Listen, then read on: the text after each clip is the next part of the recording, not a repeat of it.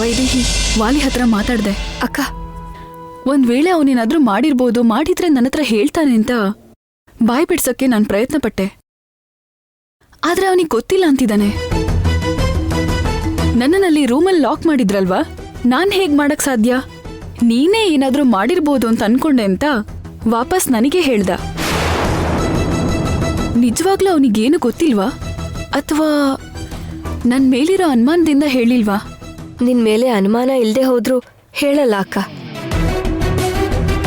ತಪ್ಪು ಮಾಡ್ದೆ ಅಂತ ಯಾರು ಹೊರಗಡೆ ಹೇಳ್ಕೊಳಲ್ಲ, ಎಷ್ಟೇ ಗೊತ್ತಿರೋರ್ ಹತ್ರ ಆದ್ರೂ ಸರಿ. ನಿಜನೇ, ಈ ಸಲ ಅವನ್ ಖಂಡಿತ ಚಾನ್ಸ್ ತಗೊಳಲ್ಲ. ಮತ್ತೇನಾಯ್ತು ಅಂತ ಹೇಗ್ ತಿಳ್ಕೊಳ್ಳೋದು? ಹಾ, ರಾಜಲಕ್ಷ್ಮಿ ಹತ್ರ ಮಾತಾಡಿದ್ರೆ ಏನಾದ್ರೂ ಆಧಾರ ಸಿಗ್ಬೋದು ಅನ್ನೋ ಚಾನ್ಸಸ್ ಇರತ್ತಲ್ವಾ?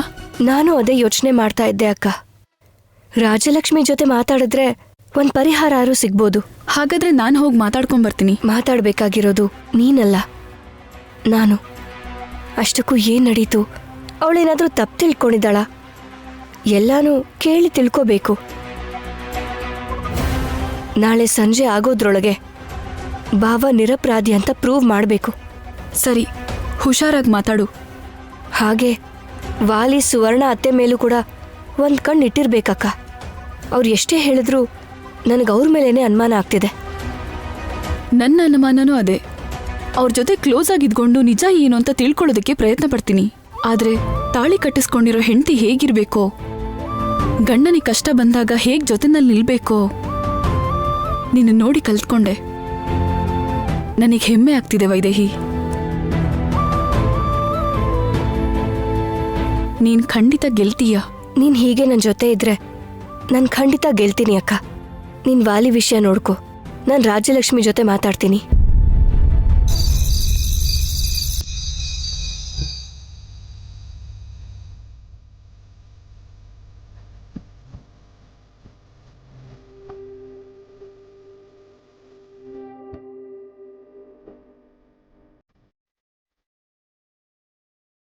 ರಾಜಲಕ್ಷ್ಮಿ, ಅಮ್ಮೋರೆ, ಪರವಾಗಿಲ್ಲ, ಕೂತ್ಕೋ ರಾಜಲಕ್ಷ್ಮಿ. ನಿನ್ ಜೊತೆ ಮಾತಾಡ್ಬೇಕು ಅಂತ ಬಂದೆ. ಹೇಳಿ ಅಮ್ಮವ್ರೆ. ಅಲ್ಲಿ ನಡೆದಿದ್ದೆಲ್ಲ ನಿಮಗೆ ಹೇಳಿದ್ದೀನಿ. ಈಗ ಇನ್ನೇನು ಹೇಳಬೇಕು ಅಂತ ಹೇಳಿ. ನೀವೇ ಹೇಳಿ, ನಾನು ಏನ್ ಮಾಡ್ಲಿ ಈಗ? ನನ್ ಗಂಡ ತಪ್ಪು ಮಾಡಿದ್ದಾರೆ ಅಂತ ಎಲ್ರೂ ನಂಬ್ತಾ ಇದ್ದಾರೆ. ಆದ್ರೆ ತಪ್ಪು ಮಾಡಿಲ್ಲ ಅನ್ನೋದು ನನ್ನ ನಂಬಿಕೆ ಮಾತ್ರನೇ ಅಲ್ಲ, ಅದೇ ನಿಜಾನೂ ಕೂಡ. ಕನ್ಸಲ್ಲೂ ಕೂಡ ಅವ್ರು ತಪ್ಪು ಮಾಡಲ್ಲ. ಇದೆಲ್ಲ ಕನ್ಸಾಗಿದ್ರೆ ಚೆನ್ನಾಗಿರ್ತಿತ್ತು ಅಂತ ನಾನು ಅನ್ಕೊಳ್ದೆ ಇರೋ ಕ್ಷಣ ಇಲ್ಲ ಅಮ್ಮೋರೆ. ಆದ್ರೆ ನಾನು ಹೇಳಿದ್ದು ನಿಜ. ರಾತ್ರಿ ನೀವೆಲ್ರೂ ನೋಡಿದ್ದು ನಿಜ. ನನ್ನ ಓದಿಸಿ ನನಗೊಳ್ಳೆ ಭವಿಷ್ಯ ಕೊಟ್ಟಿರೋ ಅವ್ರ ಮೇಲೆ ಆರೋಪ ಹೊರಿಸ್ತೀನ? ರಾತ್ರಿ ಸರ್ರು ನನ್ನ ಕರೆದಿದ್ದು ನಿಜ, ನಾನು ಹೋಗಿದ್ದು ನಿಜ, ಅಲ್ಲಿ ನಡೆದಿದ್ದು ನಿಜ, ಎಲ್ಲ ನಿಜ ಅಮ್ಮವ್ರೆ. ಎಲ್ಲರ ಮುಂದೆ ಆ ದೇವ್ರ ಮೇಲೆ ಪ್ರಮಾಣ ಮಾಡಿ ಹೇಳು ಅಂದಿದ್ದಕ್ಕೆ ನಾನ್ ಸುಳ್ಳು ಹೇಳಕ್ಕಾಗ್ಲಿಲ್ಲ. ನಡೆದಿದ್ದು ನಡೆದ ಹಾಗೆ ಹೇಳಿದ್ನಮ್ಮ. ಇಲ್ಲ ಅಂದಿದ್ರೆ ನನ್ನ ಜೀವನ ಹೇಗೋ ಹಾಳಾಗೋಗಿದೆ. ನಿಮಗ್ ಅನ್ಯಾಯ ಆಗ್ಬಾರ್ದು ಅಂತ ನಾನ್ ಖಂಡಿತವಾಗ್ಲೂ ಅಲ್ಲಿ ಸುಳ್ಳು ಹೇಳ್ತಿದ್ದೆ. ನಾನಿಲ್ಲಿಗೆ ಬಂದಿರೋದು ತಪ್ಪನ್ನ ನಿಜ ಮಾಡೋದಕ್ಕೆ, ನಿಜನ ತಪ್ಪು ಮಾಡೋದಕ್ಕೆ ಅಲ್ಲ ರಾಜಲಕ್ಷ್ಮಿ. ನಿಜ ಏನು ಅಂತ ತಿಳ್ಕೊಳ್ಳೋದಕ್ಕೆ, ನನ್ನ ಅರ್ಶನ ಕುಂಕುಮ ಕಾಪಾಡ್ಕೊಳ್ಳೋದಕ್ಕೆ. ಅದು ಈಗ ನಿನ್ ಕೈಯಲ್ಲೇ ಇದೆ. ಹೇಳಿ ಅಮ್ಮವ್ರೆ, ನಿಮಗೋಸ್ಕರ ನಾನು ಏನ್ ಬೇಕಾದ್ರೂ ಮಾಡ್ತೀನಿ. ಬೇಕಾದ್ರೆ ನನ್ನ ಪ್ರಾಣನೇ ಕೊಟ್ಬಿಡ್ತೀನಿ. ಯಾಕಂದ್ರೆ ಅದು ನೀವ್ ಕೊಟ್ಟಿರೋ ಭಿಕ್ಷೆ. ಆವತ್ತು ನೀವು ಮತ್ತೆ ಸರು ನನ್ನ ಪ್ರಾಣನೇ ಉಳಿಸಿದಿರ. ಇಲ್ಲ ಅಂದಿದ್ರೆ ಆವತ್ತೇ ನನ್ನ ಪ್ರಾಣ ಹೋಗ್ಬಿಡ್ತಿತ್ತು. ಅದಕ್ಕೆ ನಿಮಗೆ ನನ್ನ ಪ್ರಾಣ ಉಪಯೋಗಕ್ಕೆ ಬರುತ್ತೆ ಅಂದ್ರೆ ಸಂತೋಷವಾಗಿ ಕೊಟ್ಬಿಡ್ತೀನಿ. ನನಗ್ ಬೇಕಾಗಿರೋದು ನಿನ್ ಪ್ರಾಣ ಅಲ್ಲ ರಾಜಲಕ್ಷ್ಮಿ. ನನ್ನ ಅರ್ಶನ ಕುಂಕುಮಕ್ಕೋಸ್ಕರ ಒಂದ್ ಹೆಣ್ಣು ಹುಡುಗಿ ಪ್ರಾಣ ಬಲಿ ತಗೊಳ್ಳುವಂತ ಸ್ವಾರ್ಥ ಬುದ್ಧಿ ಇರೋಳು ನೀಚ ಹೆಣ್ಣಂತೂ ನಾನಲ್ಲ. ನನಗ್ ಬೇಕಾಗಿರೋದು ನಿಜನ ಹೊರಗೆ ಹಾಕುವಂತ ಆಧಾರ. ಅದು ನಿನ್ನ ಮೂಲಕನೇ ಸಿಗತ್ತೆ ಅಂತ ನಾನು ನಂಬ್ತಾ ಇದ್ದೀನಿ. ನಡ್ತಿತ್ತು ಹೇಳಿದ್ನಲ್ಲಮ್ಮ, ರಾತ್ರಿ ನಾನು ಕೇಳಿಸ್ಕೊಂಡಿದ್ದೆಲ್ಲ ಹೇಳ್ದೆ. ಒಂದೊಂದ್ಸಲ ನಾವು ನೋಡೋದು ಕೇಳಿಸ್ಕೊಳ್ಳೋದು ನಿಜ ಆಗಿಲ್ದೇ ಇರ್ಬೋದು. ಇದು ನನ್ನ ಭಾವನ ಕಾಪಾಡ್ಕೊಳ್ಳೋದಕ್ಕೋಸ್ಕರ ನಾನು ಹೇಳ್ತಾ ಇರೋದಲ್ಲ. ಒಂದೊಂದ್ಸಲ ನಮ್ಮ ಕಣ್ಣು ನಮ್ಮ ಕಿವಿನೇ ನಮಗ್ ಮೋಸ ಮಾಡತ್ತೆ ಅಂತ ಹೇಳ್ತಾ ಇದ್ದೀನಿ. ನಾನು ನಿನಗ್ ಮಾತ್ರ ಮೋಸ ಆಗೋದಕ್ಕೆ ಬಿಡಲ್ಲ ರಾಜಲಕ್ಷ್ಮಿ. ಅವತ್ ಯಾರು ನಿನ್ ಜೀವನನ ಹಾಳು ಮಾಡಿದ್ರೋ ಅವ್ರ ಕೈಯಾರೇನೆ ನಿನ್ ಕತ್ತಿಗೆ 3 ಗಂಟೆ ಹಾಕಿಸ್ತೀನಿ. ಇದು ನಾನು ನಿನಗ್ ಪ್ರಮಾಣ ಮಾಡಿ ಹೇಳ್ತಾ ಇರೋ ಮಾತು.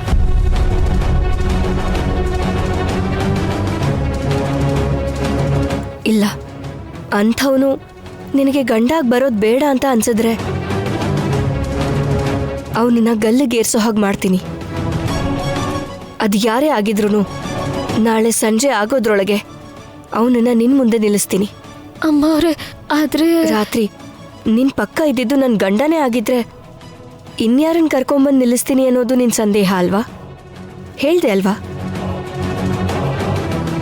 ನಮಗ್ ಕಾಣೋ ಸುಮಾರು ವಿಷಯಗಳು ಬಿಸಿಲು ಕುದ್ರೆ ತರ.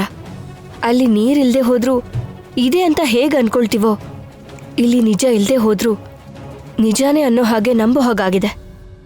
ಆ ಭ್ರಮೆನ ನಾನ್ ದೂರ ಮಾಡ್ತೀನಿ. ನಿನ್ನೆ ನೀನು ಹೇಳಿದ್ದನ್ನು ಕೇಳಿ ನಿನ್ನ ದೃಷ್ಟಿಲಿ ನನ್ನ ಭಾವನೆ ಆ ಜಾಗದಲ್ಲಿ ಇರ್ತಾರೆ ಅನ್ನೋದು ನನಗೆ ಗೊತ್ತು. ಆದರೆ ನಿನ್ನ ಮನ್ಸನ್ನು ಕೇಳಿದ್ರೆ ಉತ್ತರ ಸಿಗತ್ತೆ. ನನಗೆ ಅನ್ಯಾಯ ಮಾಡಿದ್ದು ಅವರಲ್ಲ ಅಂತ ನಿರೂಪಿಸೋದಕ್ಕೆ ಅದಕ್ಕೋಸ್ಕರ ನಾನು ಏನ್ ಬೇಕಾದ್ರೂ ಮಾಡ್ತೀನಮ್ಮವ್ರೆ. ನನ್ನ ಜೀವನ ಹಾಳಾಗಿದೆ ಅಂತ ನಾನು ಬೇಜಾರು ಮಾಡ್ಕೊಳ್ಳಲ್ಲ. ಸರ್ ಆರೋಪಿ ಅಲ್ಲ ಅಂತ ಗೊತ್ತಾದ್ರೆ ಸಾಕು. ನನ್ನ ಭಾವ ನಿರಪರಾಧಿ ಅಂತ ನಿರೂಪಿಸಿದ್ರೆ ಸಾಲದು. ನಿನ್ನ ಜೀವನನ ಸರಿ ಮಾಡಿಸೋದು ಕೂಡ ನನ್ನ ಜವಾಬ್ದಾರಿನೇ ರಾಜಲಕ್ಷ್ಮಿ. ನನ್ನ ಹೊಟ್ಟೆಲಿರೋ ಮಗು ಮೇಲೆ ಆಣೆ ಮಾಡಿ ಹೇಳ್ತಾ ಇದ್ದೀನಿ, ನಿನಗೆ ಅನ್ಯಾಯ ಮಾಡ್ದವನೆ ನಿನ್ನ ಕತ್ತಲ್ಲಿ ತಾಳಿ ಕಟ್ತಾನೆ. ಇಲ್ಲ ಅಂದ್ರೆ ಅವನು ತನ್ನ ಪ್ರಾಣನ ಕಳ್ಕೊತಾನೆ. ನಿಜವಾಗ್ಲೂ ನೀವು ಹೇಳ್ದಾಗ ಆಗತ್ತಾ ಅಮ್ಮ? ಅನ್ಯಾಯ ಆಗಿರೋ ಈ ಜೀವನಕ್ಕೆ ಇಷ್ಟು ನಡೆದ್ರೆ ಸಾಕು. ಖಂಡಿತವಾಗ್ಲೂ ನಡೆಯತ್ತೆ. ಆದ್ರೆ ನಾನು ಹೇಳ್ದಾಗ ಮಾಡ್ತೀಯಾ? ಮಾಡ್ತೀನಮ್ಮವ್ರೆ. ಸರ್ರು ತಪ್ಪು ಮಾಡಿಲ್ಲ, ನನ್ನ ಜೀವನ ಸರಿ ಹೋಗುತ್ತೆ ಅಂದ್ರೆ ಅದಕ್ಕಿನ್ನ ಇನ್ನೇನ್ ಬೇಕು? ನೀವ್ ಏನ್ ಮಾಡು ಅಂದ್ರೂ ಮಾಡ್ತೀನಿ, ಹೇಳಿ.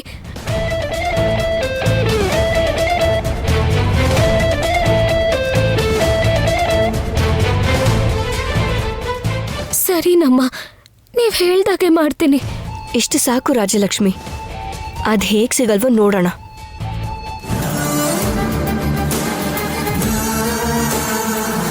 ನಾನು ಅನ್ಕೊಂಡಿದ್ದೆ ವೈದೇಹಿ, ನೀನು ಇಷ್ಟು ಈಸಿಯಾಗಿ ಬಿಡಲ್ಲ ಅಂತ. ದೇವಾಂಶ್ ಮೇಲಿರೋ ನಂಬಿಕೆಯಿಂದ ನಿಜ ಏನು ಅಂತ ಅನ್ನೋದನ್ನು ಹೊರಗಾಕೊಳ್ಳಿ ನೀನು. ಈ ರಾಜಲಕ್ಷ್ಮಿಗೂ ಕೂಡ ನಿಮ್ಮಿಬ್ಬರ ಮೇಲೆ ತುಂಬ ಒಳ್ಳೆ ಒಪಿನಿಯನ್ ಇದೆಯಲ್ಲ. ನಿಮಗೆ ಪ್ರಾಣ ಬೇಕಾದ್ರೂ ತ್ಯಾಗ ಮಾಡ್ತಾಳೆ. ಅದಕ್ಕೆ ಅವಳು ಜೀವಂತವಾಗಿರಬಾರ್ದು. ಇವಳ ಸಾವು ಕೂಡ ನಿಮ್ಮಿಬ್ರು ತಲೆ ಮೇಲೆ ಬರಬೇಕು.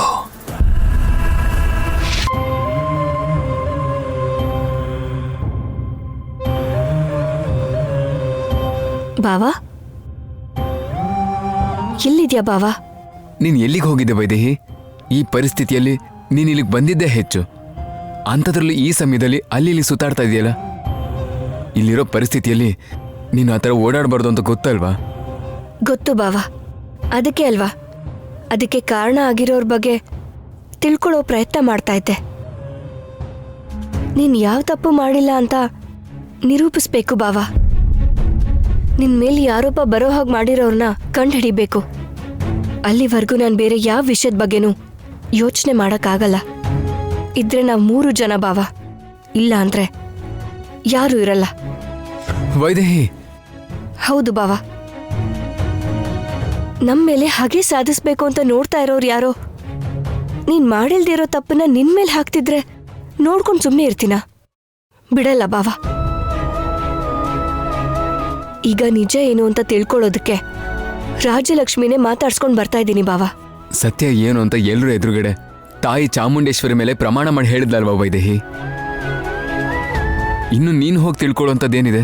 ಆ ಕ್ಷಣದಲ್ಲಿ ನೀನಲ್ಲಿದ್ದಿದ್ರಿಂದ ಅವಳು ಹಾಗೆ ಹೇಳಿದಾಳೆ ಹೊರತು ನೀನ್ ಅವಳಿಗೆ ಅನ್ಯಾಯ ಮಾಡ್ತೀಯ ಅಂತ ಅವಳಿಗೂ ಕೂಡ ನಂಬಿಕೆ ಇಲ್ಲ ಬಾವ. ಈಗ ನೀನು ನಂಬ್ತಾ ಇಲ್ಲ ಅಲ್ವಾ ವೈದೇಹಿ? ಆದ್ರೆ ಇಲ್ಲಿ ನಂಬಿಕೆಗಿಂತ ಕಣ್ಣಾರೆ ಕಂಡಿರೋ ಸಾಕ್ಷಿಗೆ ಬೆಲೆ ಜಾಸ್ತಿ.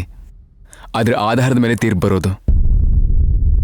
ಆ ತೀರ್ಪು ಕೊಟ್ಟಾಗಿದೆ ವೈದೇಹಿ, ಮಾಡೋಕ್ಕಿನ್ನೇನು ಉಳ್ದಿಲ್ಲ. ನೀನೇ ಹೀಗೆ ಉತ್ಸಾಹ ಕಳ್ಕೊಂಡು ಸುಮ್ಮನೆ ಆಗ್ಬಿಟ್ರೆ ಹೇಗೆ ಬಾವ? ಕಣ್ಣು ಕಾಣಿಸೋದೆಲ್ಲ ನಿಜ ಅಲ್ಲ ಅಲ್ವಾ ಬಾವ? ಅಲ್ಲ ಅಂದಮೇಲೆ ನಿಜವಾದ ವಿಷಯ ಏನೋ ಇರಬೇಕು ಅಲ್ವಾ? ಅದನ್ನ ಹೊರಗೆ ತೆಗಿಬೇಕಲ್ವಾ?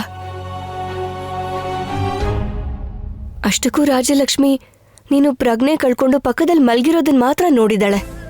ಅದಕ್ಕೆ ಮುಂಚೆ ಎಲ್ಲ ನಿನ್ ಧ್ವನಿನ್ ಮಾತ್ರ ಕೇಳಿದೀನಿ ಅಂದ್ಲು. ನೀನ್ ರಾಜಲಕ್ಷ್ಮಿನೇನಾದ್ರೂ ಕೂಗಿದ್ಯಾ?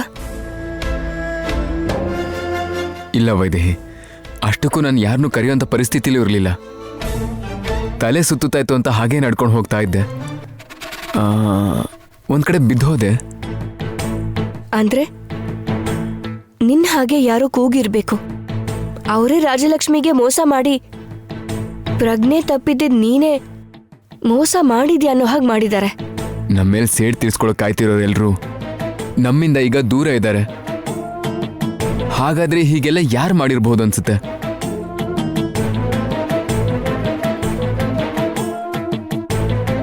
ಅದೇ ಅರ್ಥ ಆಗ್ತಿಲ್ಲ ಬಾವ. ವಾಲಿ ಸುವರ್ಣ ಅತ್ತೆ ರೂಮಲ್ಲಿ ಇರ್ಬೇಕಾದ್ರೆ ಬೇರೆ ಯಾರು ಮಾಡಿರ್ಬೋದು? ಮಾಡೋದನ್ನೆಲ್ಲ ಮಾಡಿ ಯಾರಿಗೂ ಕಾಣದೆ ಬಚ್ಚಿಟ್ಕೊಂಡಿದ್ದಾರೆ. ಹೊಗೆ ಹಾಕಿದ್ರೆ ಅವರೇ ಹೊರಗೆ ಬರ್ತಾರೆ ಬಾವ. ಆಲ್ರೆಡಿ ಹೊಗೆ ಹಾಕಿದ್ದೀನಿ.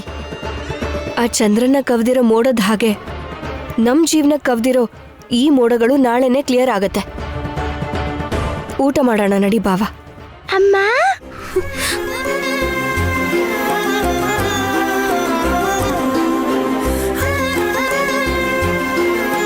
ಪುಟಾಣಿ ಪುಟಾಣಿ ಬಾವ, ಮಗು ಮಾತಾಡ್ತಾ ಇದೆ. ಪುಟಾಣಿ ಅಮ್ಮ, ಹೇಳಮ್ಮ, ಏನ್ ನಡೀತಿದ್ಯೋ ನಿನಗೆಲ್ಲ ಗೊತ್ತಾಗತ್ತೆ ಅಲ್ವಾ? ನನಗ್ ಕನ್ಸ್ ಬಂದ ಹಾಗೆ ನೀನ್ ಹೇಳ್ದ ಹಾಗೆ ಎಲ್ಲ ನಡೆದು ಹೋಯ್ತು. ಈ ಅಪಾಯದಿಂದ ಹೇಗ್ ಹೊರಗೆ ಬರೋದು ತಾಯಿ?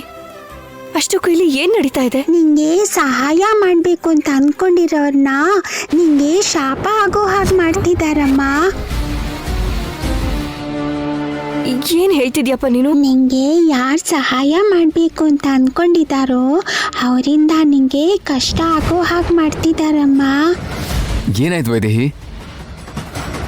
ಪುಟ್ಟು ವೈದೇಹಿ ಏನು ಹೇಳ್ದು? ರಾಜಲಕ್ಷ್ಮಿಗೆ ಏನೋ ಮಾಡ್ಬೇಕು ಅಂತಿದ್ದಾರಂತೆ ಬಾವ.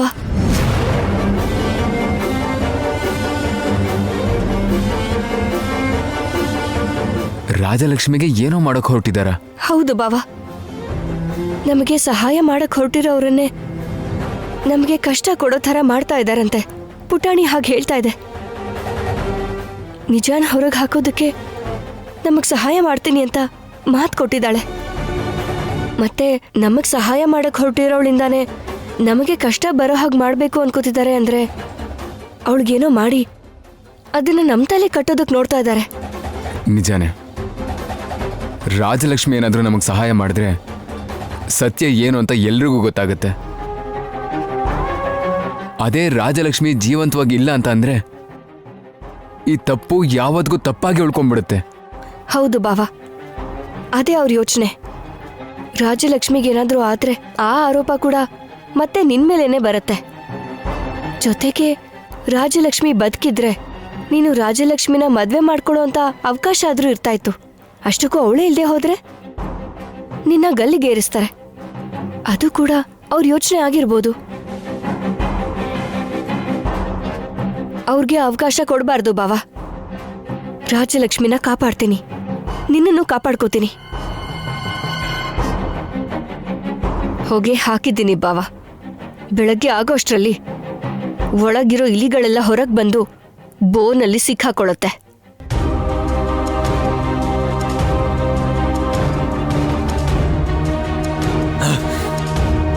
ಪ್ರಯೋಜನ ಇಲ್ಲ ಅಮ್ಮ, ಸಾಯಿಸ್ಲೇಬೇಕು. ಸಾಯಿಸೋದ್ ಯಾಕೋ? ಎಲ್ಲ ನಾವ್ ಅನ್ಕೊಂಡಾಗೆ ನಡೀತಿದ್ಯಲ್ಲ, ಸಾಯಿಸೋ ಅವಶ್ಯಕತೆ ಏನು? ನಾನು ಹಾಗೆ ಅನ್ಕೊಂಡಿದ್ದೆ ಅಮ್ಮ. ಅವಳು ಜೀವಂತವಾಗಿದ್ರೇನೆ ದೇವಾಂಶ್ ಅವಳನ್ನ ಕೆಡಿಸಿದ್ದು ಅಂತ ಹೇಳ್ತಾಳೆ ಅಂತ ಅವಳನ್ನ ಜೀವಂತವಾಗಿ ಬಿಟ್ಟೆ. ಆದ್ರೆ ಇವಾಗ ಅವಳನ್ನ ಮುಂದೆ ಇಟ್ಕೊಂಡು ದೇವಾಂಶ್ ನಿರಪರಾಧಿ ಅಂತ ಪ್ರೂವ್ ಮಾಡಕ್ಕೆ ವೈದೇಹಿ ಪ್ರಯತ್ನ ಪಡ್ತಾ ಇದ್ದಾಳೆ. ಪ್ರಯತ್ನ ಮಾಡೋದಷ್ಟೇ ಅಲ್ಲ, ಪ್ರೂವ್ನು ಮಾಡ್ತಾಳು ಅವಳು. ಇದೇನು ಎಲ್ರ ಮುಂದೆ ದೇವಾಂಶ ಹಾಳು ಮಾಡಿದ್ದು ಅಂತ ಅವಳು ಒಪ್ಕೊಂಡಿದ್ಲಲ್ವಾ? ತೀರ್ಪು ಕೂಡ ಹೇಳಿದ್ರಲ್ವಾ? ಈಗ ಇಲ್ಲ ಅನ್ನೋದಕ್ಕೆ ಯಾವ ಸಾಕ್ಷಿನೂ ಇಲ್ವಲ್ಲ, ಮತ್ ಹೇಗ್ ಪ್ರೂವ್ ಮಾಡ್ತಾಳೆ? ಪ್ರತಿ ಸರಿ ಹೀಗೆ ಅನ್ಕೊಂಡ್ವಿ, ನಾವು ಸಿಕ್ಕಾಕೊಳ್ಳಲ್ಲ ಅಂತ. ಆದ್ರೆ ಪ್ರತಿ ಸಲ ಸಿಕ್ಕಾಕೋತಿದೀವಲ್ಲ.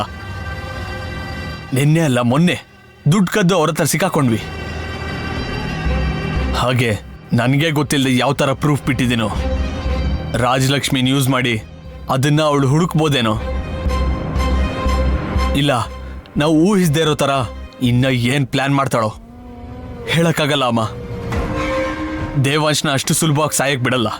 ನಾಳೆ ಬೆಳಗ್ಗೆ ಆಗೋಷ್ಟರಲ್ಲಿ ಇಡೀ ಕೇಸ್ನೇ ಉಲ್ಟಾ ಮಾಡ್ತಾಳವಳು. ದೇವಾಂಶ್ನ ಕಾಪಾಡ್ಬಿಡ್ತಾಳೆ. ನಿಜಾನೇ ಕಣೋ, ಅವಳು ಅಂತ ಕೆಲಸ ಮಾಡೋಳೇನೆ.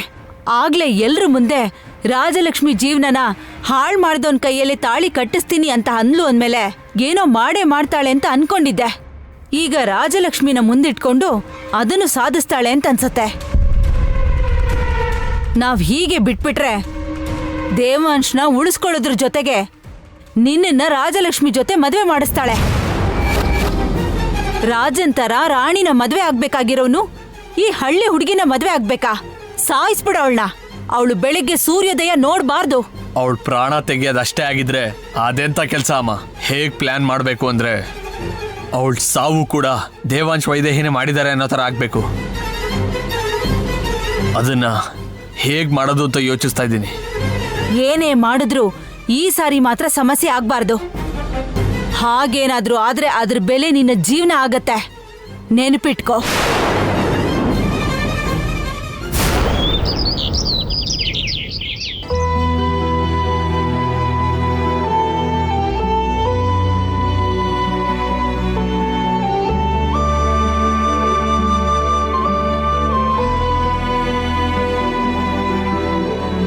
ಇನ್ನು 10 ಗಂಟೆ ಕಾಲ ಉಳಿದಿದೆ ಅಷ್ಟೇ ಅತ್ತೆ.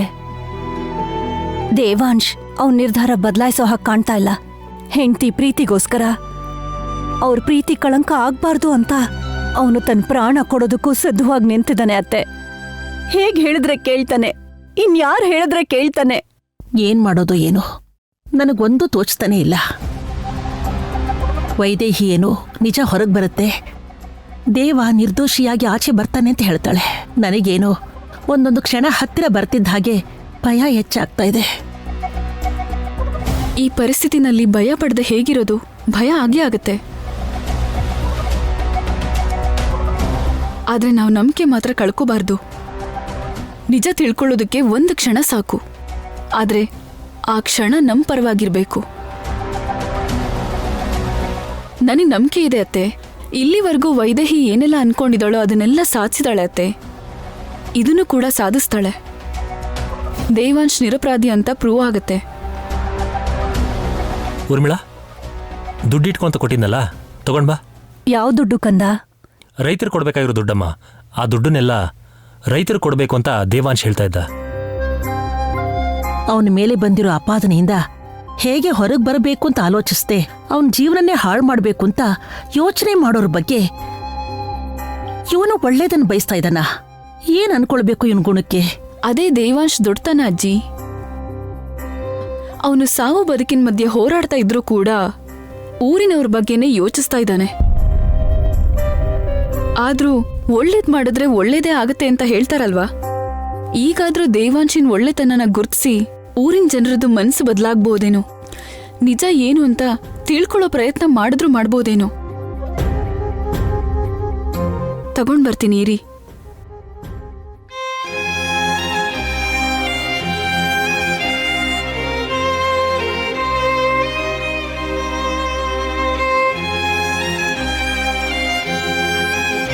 ತಪ್ಪು ಮಾಡಿದವ್ರನ್ನ ಆ ದೇವರು ಕ್ಷಮಿಸಿ ಬಿಟ್ಬಿಡ್ತಾನೋ ಏನೋ, ಆದರೆ ತಪ್ಪು ಮಾಡದೇ ಇರೋರಿಗೆ ಶಿಕ್ಷಿಸೋದಿಲ್ಲ.